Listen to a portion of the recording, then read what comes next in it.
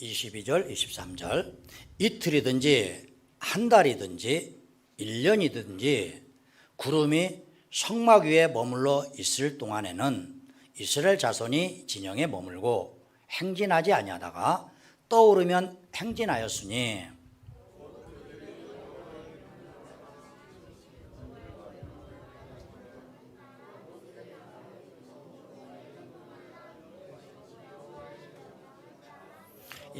여호와의 직임을 지켰습니다. 자, 제목을 제가 기다리는 마음, 기다리는 믿음 이렇게 했는데 제목이 좀 길 것 같아서 줄이다 보니까 이렇게 줄였습니다. 기다릴 수 있는 것도 믿음이다. 이런 기다릴 수 있는 능력도 믿음이다. 이런 긴 제목을 줄여다 보니까 이렇게 기다리는 믿음 잡았는데요.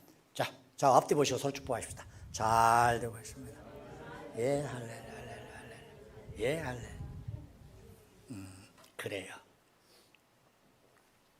자, 우리는 지난주 어린이주일, 어버이주일 보내기 전주일에 민수기 9장 20절, 21절 가지고 19절, 20절 가지고 말씀을 나눴었잖아요. 자, 오늘은 22절, 23절인데 이 상황은 어떤 상황입니까? 모세가 이스라엘 백성들을 애굽에서부터 구출을 해서 홍해 바다를 넘은 다음에 시내산에 가는 곳, 또 시내산을 경유해서 가나안에 가는 그 여정을 기록한 내용이 민수기 9장의 내용입니다.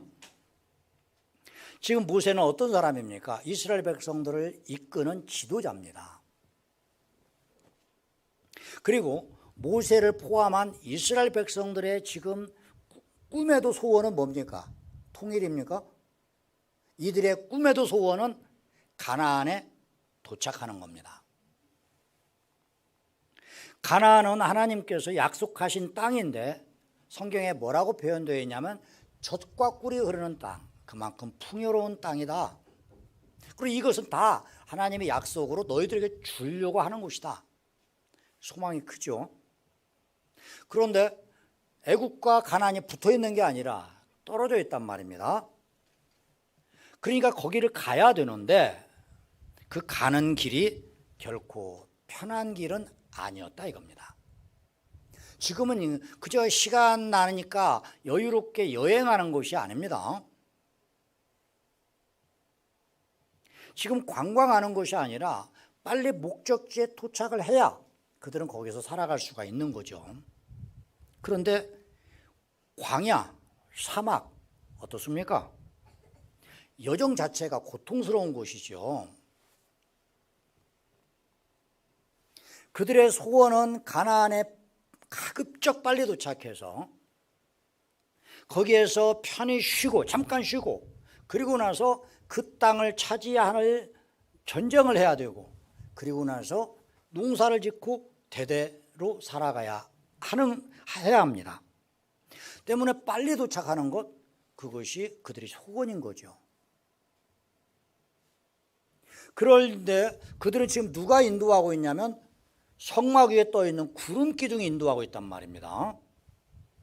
그 구름이 빨리 좀 갔으면, 그것도 가급적 빨리 갔으면 이게 그들의 마음, 간절한 마음이란 말이에요.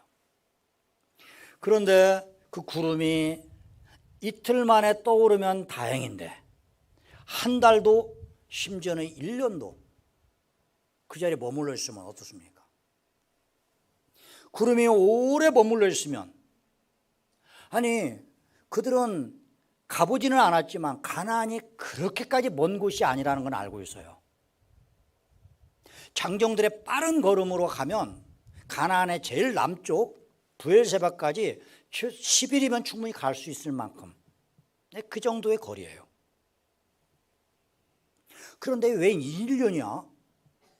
왜 1년이나 이게 구름이 머물러 있어? 가나안은 지척이고 갈 길은 바쁜데 구름은 머물러 있단 말이죠. 애굽과 가나안 두 군데 다 풍요로운 곳입니다. 애굽은 나일강의 선물이라는 별명이 붙었잖아요. 인공위성에서 찍은 사진에 보면 나일 델타 삼각주는 새카만 정도로 거기는 이렇게 아주 풍요로운 땅이라는 것이 나타나고 주변은 다 사막이에요. 거기 1년 12달 항상 물이 풍족한 곳입니다. 그리고 고센 땅은 지금도 산모작을 해요. 굉장히 풍요로운 땅이죠. 가나안은 하나님께서 표현하실 때 젖과 꿀이 흐르는 땅이라고 그랬어요. 마찬가지로 풍요로운 땅입니다. 그런데 애굽은 자기들 것이 아니죠. 자기들의 그 토착민들 애굽 사람들이 주인이 되어가지고 이스라엘 사람들 백성들을 노예로 부려먹었기 때문에, 여러분 노예는 소득이 없죠. 자기가 모든 걸 다 주인이 가져가 버리잖아요. 그러니까 자유가 없고 궁핍했어요. 반면에 가나안 땅은 자기들에게 자유가 허락되어 있고 자기가 땀을 흘려 노력해서 얻은 것은 자기 것이 되는 거예요. 때문에 그들은 지금 신의 광야를 지나가는데 애굽과 가나안 사이에 신의 광야는 마치 이 강 이쪽에서 저쪽으로 넘어갈 때 가야 할 곳, 뭡니까? 다리 같은 곳이란 말입니다. 여러분, 다리는 어떤 곳이에요? 빨리 건너가는 게 최고죠. 빨리 건너가야 거기서 뭔가 일을 할 거 아닙니까? 더더구나 이 다리가 거기에서 있기가 너무너무 힘들다. 그렇다면 어떻게 해요? 더 빨리 지나가는 것이 유일한 방법이죠. 예, 신의 광야는 너무너무 견디기가 어려운 광야이기 때문에 하루라도 빨리 신의 광야를 벗어나는 것. 예, 신의 광야는 크게 나누면 세 개가 있습니다. 일반 그 모래나 먼지가 함께 모여 있어 평평하게 이루고 있는 수루 광야가 있고, 산들이 섞여 있으면서 돌들도 나무 막 바위도 섞여 있는 곳이 신광야가 있어요. 그리고 그 너머에는 바란 광야가 있습니다. 그런데 바란 광야를 신명기에서 이 모세가 뭐라고 표현하냐면 크고 두려운 곳이다 이렇게 표현하고 있어요. 그리고 영어에서도 아주 거칠고 메마른 곳 이런 형용사로 베이런, 바란이라고 부르나 베런이라고 그러나, 영어가 바로 이 바란에서 나온 거예요.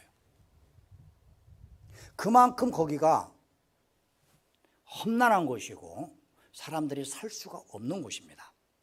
자, 이렇다면 빨리 지나가야 되잖아요. 빨리. 그런데 속절없이 기다리고 있어요. 이틀이면 그나마 다행인데 한 달, 어이구야, 아니 1년 어떻게 버텨? 이런 것이 바로 구름 기둥이 이스라엘 백성들을 지금 묶어놓고 있는 거예요. 그들은 지금 하루하루 연명하기가 고통스럽습니다. 애굽에서 가져왔던 밀가루는 다 떨어졌어요. 심지어는 애굽에서 키웠던 양들도 풀이 없으니까 벌써 다, 그리고 배고프니까 다 잡아먹었어요. 별로 있지가 않아요. 무엇보다도 목이 말라요.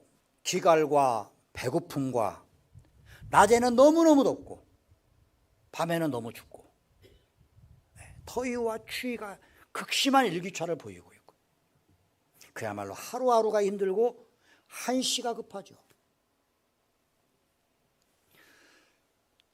이스라엘 백성들 안에서 또 성격이 급한 사람들, 인내심이 부족한 사람들은 어떻겠습니까?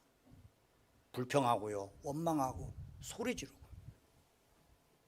그 백성들의 원성이 드높아집니다. 더더구나 그 안에는 지금 몸이 아픈 사람도 있고 나이가 들어서 혹시라도 늦다 보면 가나안에 못 들어갈 사람도 있단 말이에요. 자기 부모들이. 만일에 들어가기 전에 죽으면 가나안 땅은, 젖과 꿀이 흐르는 땅이라고 했던 가나안 땅은 그야말로 그림의 떡 아니겠습니까? 그렇기 때문에 야, 차라리 모세 말고 구름 말고 우리끼리 직접 가자, 이런 사람이 왜 없었겠어요?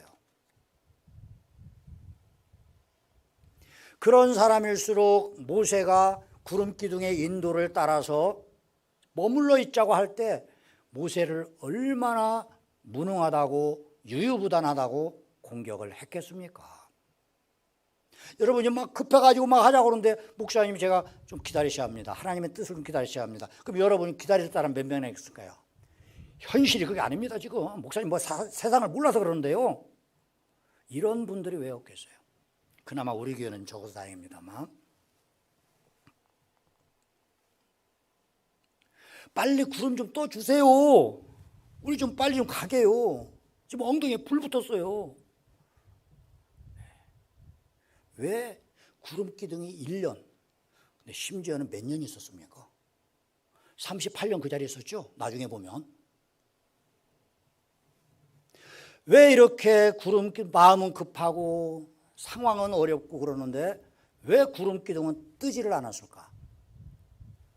그것은 이스라엘 백성들로 하여금 포기하게 하려고 한 게 아니에요. 하나님이 약속을 해놓고 보니까 이거 아니네. 우리 그런 거 많이 있죠. 돈 줄 때 빌릴 때 하고 갚을 때 마음 다르고 화장실 들어갈 때 마음 나올 때 마음 다르더라고. 이스라엘 백성들한테 하나님 약속해놓고 보니까 그거 아니네. 그래서 스스로 포기하게 하려고 묶어놨습니까? 그게 아니죠. 이스라엘 백성들의 그 마음을 살피지 못하는 그 소홀히 여기는 마음 때문에 하나님께서 묶어놓고 계시는 게 아니었단 말이에요. 멀리서만 바라보면서 군침만 삼키라고 그림의 떡으로 가나안 땅을 놔두신 게 아니란 말이에요. 왜 그렇게 오랫동안 묶어놓으셨나? 왜 구름 기둥이 뜨지를 않았는가? 이유는 이겁니다. 그 축복받기에 합당한 그릇이 되지 않으면 지금 받은 축복은 나중에 보면 재앙으로 바뀝니다. 그런 사람이 있대잖아요. 복권에 당첨돼 가지고 그걸로 제대로 살아가는 사람보다 오히려 복권 당첨되기 전보다도 더 비참하게 사는 사람들이 많다고 그러잖아요.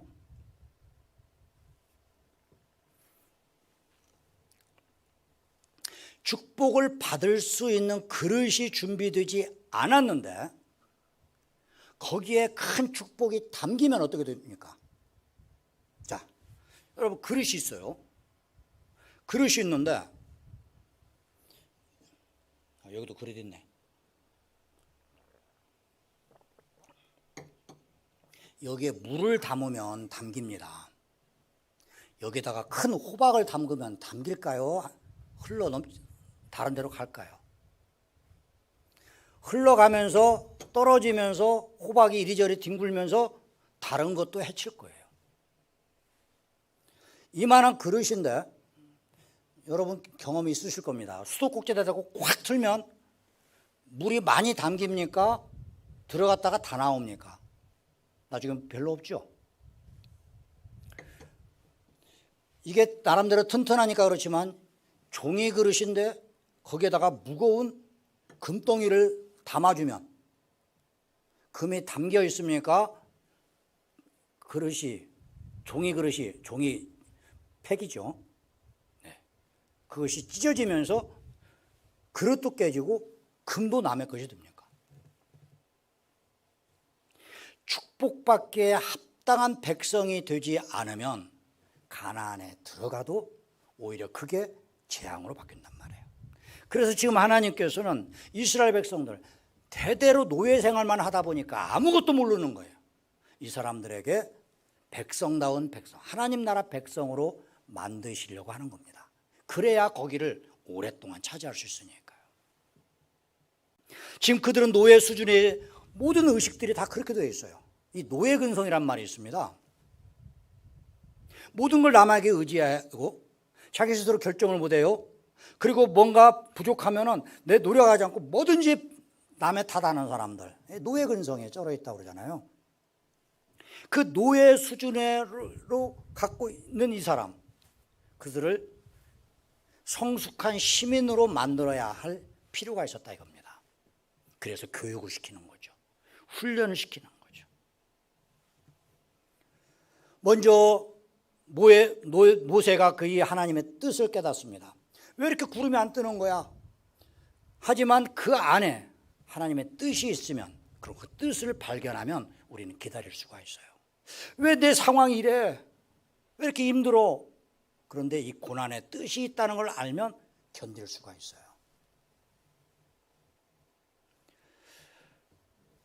시간은 헬라어로 하면 크게 두 가지로 나누는데 하나는 크로노스, 하나는 카이로스, 이 두 개가 있다고 그래요.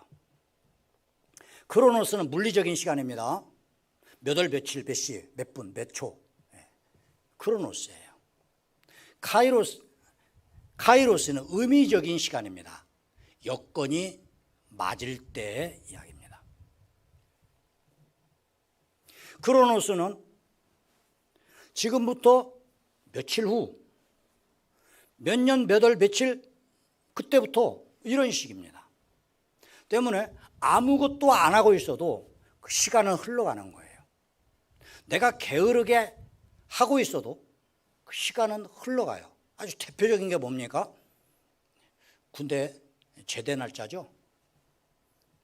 지금 군인들은 어떨지 100만 원도 준다는데 월급을. 제가 병장 때 받은 월급이 3,200원이었습니다. 정은호 집사님께서는 그때 얼마 받으셨어요? 700원? 저하고 그 정도 차이죠. 병장이 3,200원, PX에 가서 100원짜리 빵을 사면 32개, 100원짜리 빵은 3개가 들어있었는데 정말 저도 설마 했는데 군대 가면 야 변수에서 혼자 빵 먹더라 해서 더럽게. 그런데 진짜 그러더라고. 진짜 그래요. 어쩔 수가 없어요. 그런데 그때 참 우리 때만 해도 힘들었습니다. 지금도 나름대로 상대적으로 하겠죠. 그런데 그때 우리가 견딜 수 있었던 거, 쫄병들끼리 둘러앉아가지고 하는 말이 그거였어요. 거꾸로 매달아도 국방부 시계는 돌아간다. 대표적인 크로노스입니다. 잘하건 못하건 고문관이라는 소리를 들었건 어떻건 제대 날짜는 정해졌어요. 그날 되면 제대하는 겁니다. 반면에 카이로스는 그렇게 되는 게 아니에요. 몇 살 되면 뭐 하겠다. 이틀 지나면 이게 아니고 여건이 성숙이 되면, 계약 조건이 성립이 되면 그것이 이루어지는 거예요. 우리 그런 것도 많죠. 여러분 입주할 때 어떻게 해야 됩니까? 내 돈이 있어야 되고 서로 맞아야 되고, 그리고 그것이 채워져야 마지막 잔금도 치러야 되고 모든 것이 여건이 맞아야만이 들어갈 수가 있는 거예요. 모세는 40년 동안 광야 생활했습니다. 왜 40년 지나고 나서 하나님이 그때 부르셨을까요? 사도행전 7장에서 보면 모세가 40살 때 자신이 왕자고 권력이 있을 때 히브리 민족을 구원하려고 하는 생각을 갖고 있었고, 애굽 그 히브리 노예를 채찍질하고 있었던 애굽 감독관을 죽였잖아요. 그때만 해도 왕자였고 몸은 젊었고 힘이 있었어요. 그런데 왜 그때는 사용을 안 하고 나서 80년의 광야 생활, 그러면서 80살이 됐는데도 아직도 자기 장인의 양을 치는, 지금 옛날 뭐라고 합니까? 대를 쌓유. 자기 소유는 하나도 없고 자기 처가의 재산을 대신 다 부려먹는 모순 같은 역할이 대를 쌓였잖아요. 모세가 바로 그런 일을 하고 있을 때 얼마나 스스로가 초라한 모습, 얼마나 보잘것없다 비참하게 여겼겠습니까? 그런데 왜 80살이 된 그날 아무 힘도 없고 재산도 없고 이런 사람을 왜 하나님께서 그때 부르셨을까요? 40년에 불렀으면 왕자의 권력을 사용할 수 있는데 지금은 다 잃어버렸는데 왜 그랬을까요? 하나님의 뜻을 전적으로 따를 수 있는 자신을 내려놓는 것이 언제 이루어졌습니까? 모든 것을 다 잃고 나서 이제는 나에게는 아무것도 없구나, 하나님만 의지하겠구나, 이 마음이 언제 생겼냐? 80살이 되어서야 비로 생겼단 말입니다. 그래서 이스라엘 민족을 구원하라는 사명을 그때 주시는 거예요. 여건이 성숙, 이게 대표적인 성경에 나오는 카이로스입니다. 이걸 깨달으니까, 자 이제는 어떻게 됩니까? 신의 광야는 다리가 되겠습니까? 훈련장이 되겠습니까? 여건, 능력을 키우려면 의식을 높이려면 그냥 시간만 흘러가면 됩니까? 아니면 그렇게 할 수 있도록 훈련도 시키고 교육도 시키고 해야 되겠습니까? 신의 광야는 다리가 아니라 이스라엘 민족들에게 훈련장이었던 거예요. 하나님께서는 훈련장으로 삼으셨던 거예요. 때문에 가나안만 보고서 급하게 가는 것을 하나님은 절대 원하지 않습니다. 가나안에 도착을 해서 가나안에서 능히 하나님 나라 백성으로 살아갈 수 있도록 하나님을 알게 하시고 율법을 알게 하시고 또 하나님을 어떻게 믿어야 되는지 어떻게 섬겨야 되는지 그걸 다 모여서 가르치고 때문에 그들은 배우고 그러면서 하나님 나라 백성으로 만들어 가셨던 거예요. 카이로스의 대표적인 것은 뭐냐면 예수님께서 이 땅에 오신 때입니다. 하나님께서 다시 이 세상에 오시겠다는 약속을 초림하시겠다는 약속을 언제부터 하셨냐면 아담 때부터 하셨어요. 창세기 3장 15절에 여자의 후손으로 누군가 오신다고 그랬어요. 여러분, 여자의 후손이란 말이 명예로운 말입니까? 부끄러운 말입니까? 지금은 조금 달라졌지만 옛날에 아버지 성을 못 따는 자녀들이 있었어요. 그럼 그 사람들을 뭐라고 불렀습니까? 여자의 후손은 결코 아름다운 이름이 아닙니다. 그런데 여자의 후손으로 불릴 사람이 올 거라는 거예요. 그리고 그 사람은 마귀의 머리를 밟을 거라는 거예요.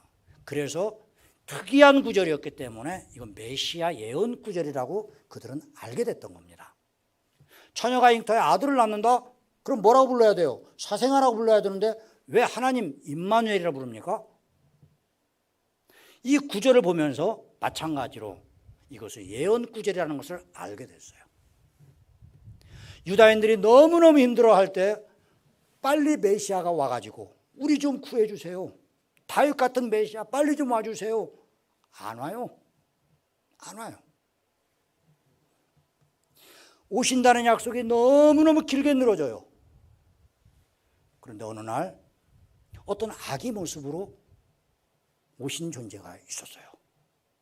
그리고 그분은 30살까지 사시다가 어느 날 세례 요한에게 세례를 받으시는데 그 세례를 받으실 때 하늘에서 어떤 비둘기 같은 형상을 갖고 있는 어떤 존재가 이 안에 들어가시는 거예요.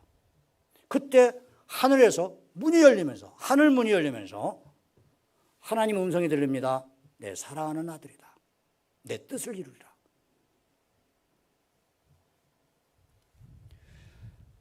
그리고 나서 3년 동안 뭔가 활동을 하시다가 속절없이 십자가에 죽어버렸어요. 제자들만 해도 그때 낙담을 했습니다.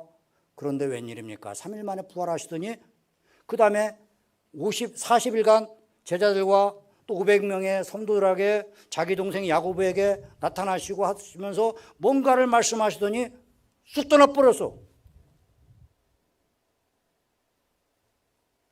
근데 바로 그것이 11일 후에 성령이 오시는 걸로. 그래서 교회가 시작되는 계기 아닙니까?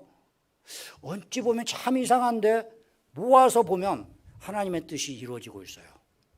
그런데 말입니다. 왜 그때 예수님이 하필 그때 오셨고 왜 그런 일을 겪으셨는지.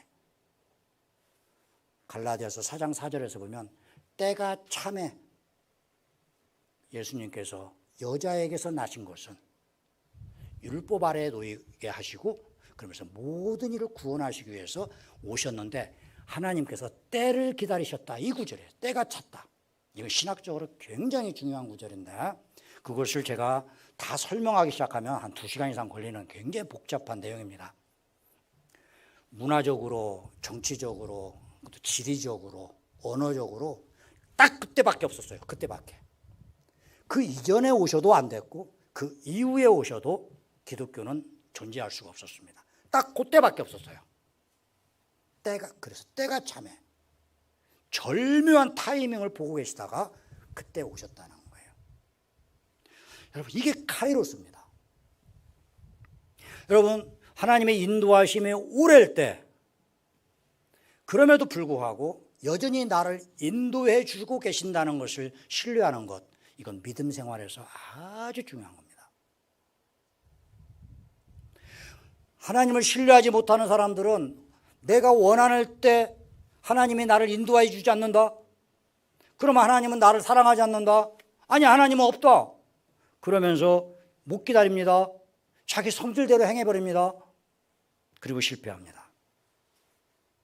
사울왕의 조급성이 바로 여기에 있었어요. 사무엘상 13장에서 보면 블레셋과의 전쟁을 해야 되는데 그때 의식은 선지자가 와가지고 그 번제를 하나님께 드리는 종교의식이 있었어요. 사무엘이 오기로 했는데 약속한 날짜보다 일주일이 늦어도 아직 안 와요. 적은 저 앞에 있어. 그러니까 어떻게 하냐면 사울이 자기가 소를 잡고 번제를 드렸어요. 상황만 놓고 보면 사울왕은 나름대로 최선을 다한 거예요. 상황만 놓고 보면. 그런데 바로 이것이 하나님의 인도를 기다리지 못하는 불신앙의 모습이었기 때문에 사무엘에게 엄청난 책망을 듣습니다. 그리고 나서 하는 말이 당신이 먼저 하나님을 버렸기 때문에 하나님도 당신을 버릴 겁니다. 그리고 하나님께서 자신의 마음에 맞는 사람을 택하셔서 그 사람을 통해서 하나님의 뜻을 이루어 가실 것입니다. 바로 다윗의 이야기죠. 상황만 놓고 보면 사울은 나름대로 최선을 다 했다니까요. 인간적으로만 놓고 보면. 근데 뭐를 빼먹었어요? 하나님의 존재를 빼먹은 거예요. 하나님을 신뢰하지 못했던 거예요. 반면에 하나님을 신뢰하면 하나님께서 반드시 나를 인도해 주신다. 선한 목자이다. 이것을 신뢰하는 사람은 어떻습니까? 기다릴 줄 아는 겁니다. 기다릴 줄 알아요. 구름 따라서 멈출 줄 알아요. 현실은 어렵습니다. 그런데 구름이 안 움직여요. 기다릴 줄 아는 겁니다. 편해서가 아닙니다. 솔직히 괴롭죠. 너무너무 괴롭죠. 현실에서 빨리 벗어나고 싶죠. 하지만 하나님의 인도를 기다리면서 신뢰하면서 기다리는 거예요. 모세는 이스라엘 백성들의 불평, 원망 소리를 다 들었어요. 그 소리를 듣고서 데리고 가면 못 갈 것도 아닙니다. 왜요? 자기는 다 알거든요. 가나안에 어떻게 가는 길을. 왜? 40년 동안 거기서 지냈으니까요. 또 자기 나이가 지금 80 몇 살이 됐습니다. 언제 죽을지 모르죠. 그날쯤 되면. 때문에 서두르고 싶은 마음이 왜 없었겠어요? 하지만 잠잠히 하나님의 인도를 따랐습니다. 여호와의 직임을 지켰더라. 여러분, 사랑하는 성도 여러분, 우리도 모세처럼 또 모세의 명을 따라서 함께 인도를 바랐던 이스라엘 백성처럼 때로는 기다릴 줄도 아는 하나님을 신뢰하는 자로 남아 주시기를 바랍니다. 여러분, 현실이 너무 어려울 때 어때요? 빨리 벗어나고 싶죠. 성공하고 싶은 마음이 크면 클수록 빨리 가고 싶죠. 그러면 그럴수록 마음은 급해집니다. 뭔가 해야만 한다는 조바심 때문에 어떻습니까? 자꾸 손을 대요. 자꾸. 우리가 믿는다는 건 뭡니까? 우리가 신앙을 갖고 있다는 건 뭡니까? 하나님이 나를 인도해 주신다는 신뢰를 갖는다는 거 아니겠어요? 잠시 멈추고 먼저 하나님의 인도를 바라시기를 바랍니다. 꼭 성경만 이렇게 말하는 게 아닙니다. 세상도 그래요. 바둑 격언에 보면 어려우면 손 빼라는 격언이 있어요. 한참 바둑을 두고 있는데 여기서 막 복잡해졌어. 아무리 궁리를 해도 답이 안 나와. 그럼 차라리 다른 데를 두어봐라 해요. 그러다가 다시 보면 보인다는 겁니다. 세상의 지혜도 그래요. 주식에도 그런 말이 있어요. 쉬는 것도 투자다. 막 올라가고 내려가고 하면은 막 급해요, 마음이. 잠깐 쉬는 것도 투자라는 말이 있어요. 세상의 지혜도 우리에게 때로는 기다리라고 가르쳐 주고 있습니다. 가장 오래 기다렸던 사람이라 하면은 그 강태공을 꼽을 수 있잖아요. 강태공은 이게 뭡니까? 이게 뭐라 그러죠? 이게 이게 바늘만 꽂아놓고 있는데 거기 탁 걸리게끔 하지 않고 물고기를 한 마리도 잡지 않고 낚시만 했던 사람 아닙니까? 그 사람은 고기를 낚는 게 아니라 세월을 낚고 있었던 것이거든요. 그러다가 그 사람이 주의 문왕을 만나고 그 문왕과 함께 주나라를 세우게 되는, 그리고 그 주나라를 세우면서 모든 정치 체계를 틀을 잡은 사람이 강태공이지 않습니까? 그는 세월을 그냥 버린 게 아니었어요. 그 세월을 낚고 있었던 것이거든요. 성경에 보면 하나님을 인도를 신뢰하지 못하고 자기 멋대로 행동한 안타까운 사람 이야기가 또 나옵니다. 그 사람은 신약 성경의 데마예요. 사도 바울의 선교단에 아주 중요한 역할을 했던 사람이 데마였습니다. 사도행전 28장에 로마로 끌려갔던 바울이 2년 동안 연금 생활을 할 때 그때 함께 사도 바울과 고초를 겪었던 사람이 데마이기도 합니다. 왜냐하면 골로새서 4장 14절, 그리고 골로새 교회의 중직자로 있었던 빌레몬이라고 하는 사람에게 보낸 편지 속에 보면 데마도, 바울과 함께 데마도 골로새 당신 교회에 문안을 드립니다, 이런 구절이 있어요. 그 말은 바울과 지금 함께 있다는 뜻이거든요.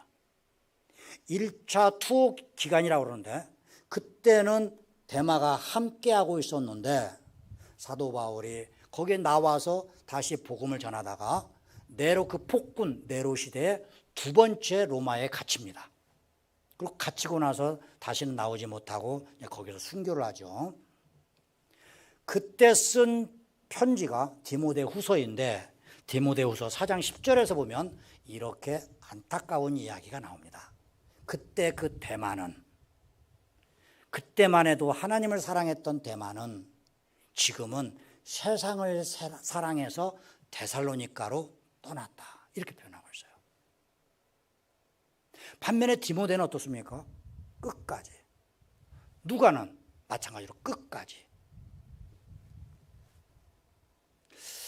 우리가 설교 끝나고 봉헌 찬송이 372장입니다. 이거 설명하기면 시간이 엄청 올라갔네.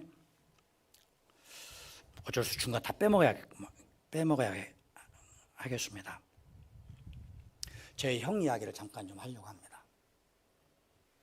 아시다시피 현재 충주 깊은 산 속 옹달샘 명상센터에 지금 계시죠.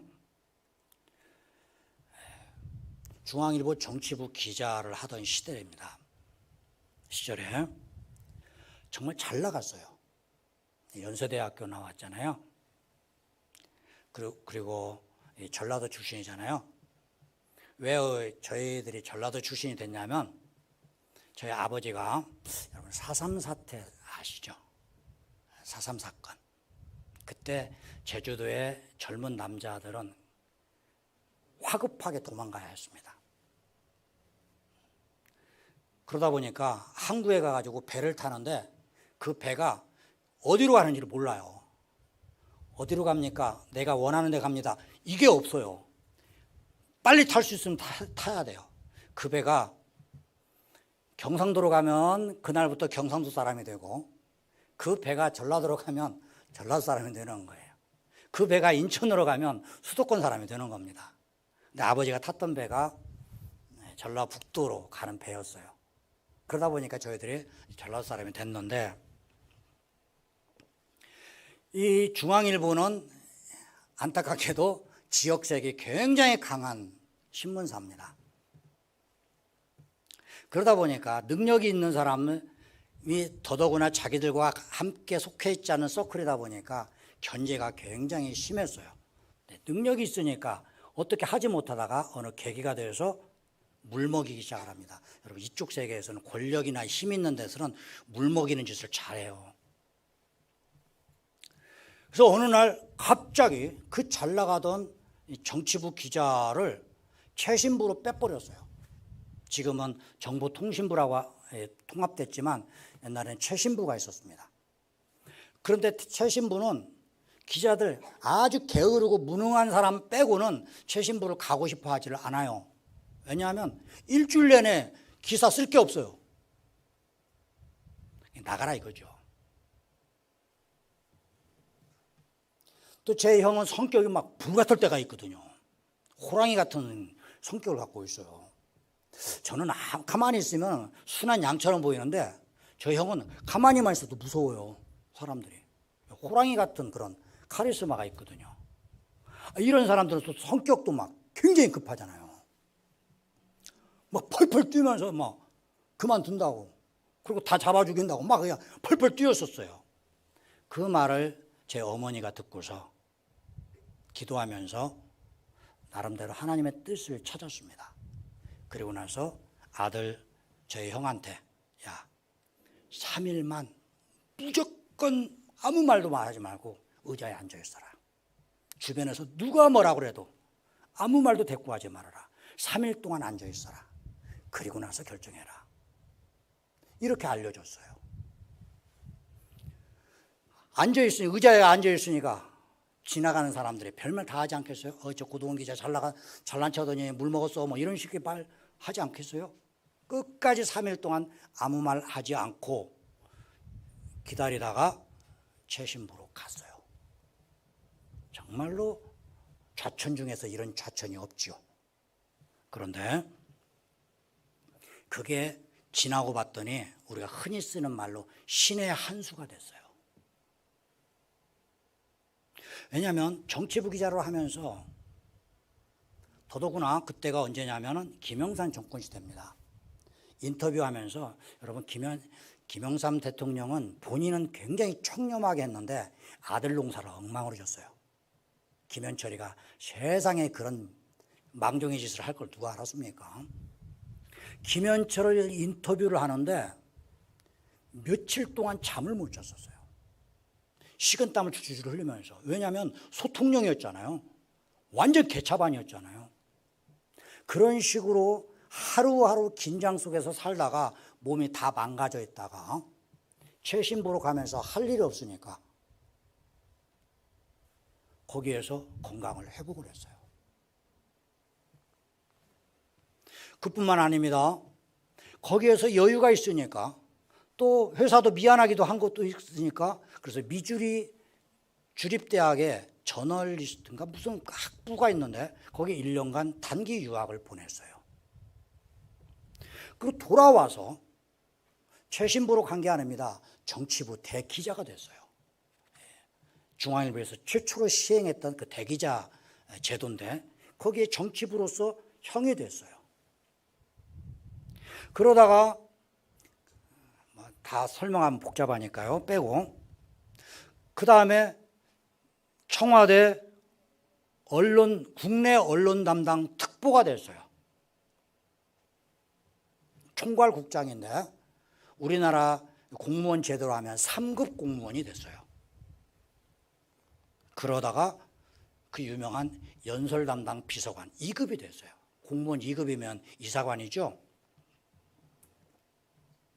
그리고 대기자 시절에 그 아침 편지라고 하는 그걸 써서 했다가 지금 어떻게 됐습니까? 독자가 약 380여만 명이 되는 어마어마한 그런 아침 편지 기프상 옹달샘 하고 있게 되는 거예요.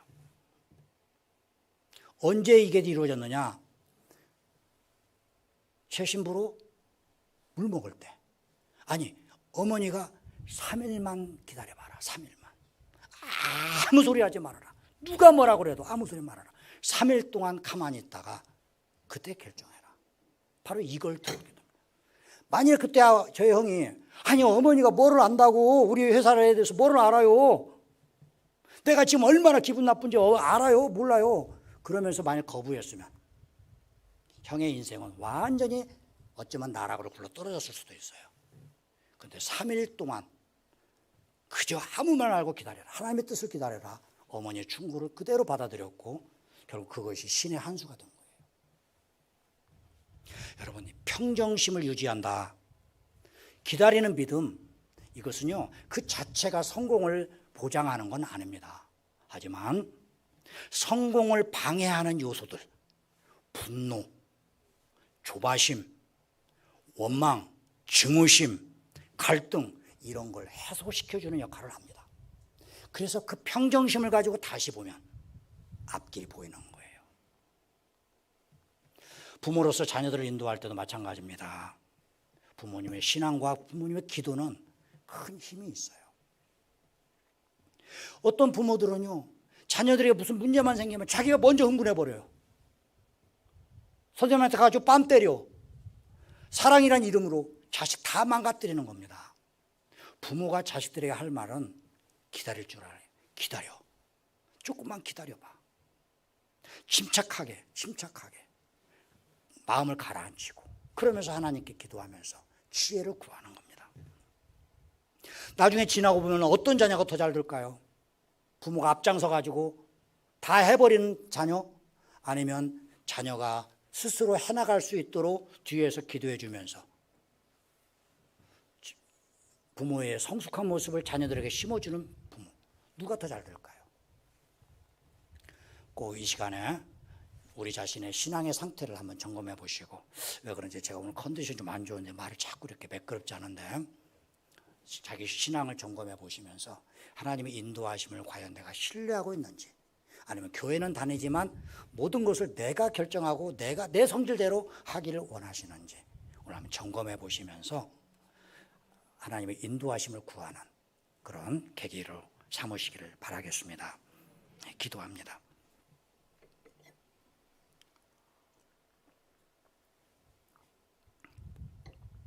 좋으신 아버지 하나님, 기다릴 줄 아는 것도 믿음이고, 기다릴 때 자신을 성숙시키는 것도 믿음이고, 기다리면서 하나님의 인도하심을 구하는 것이 저희들의 참된 믿음이 되는 줄 믿습니다.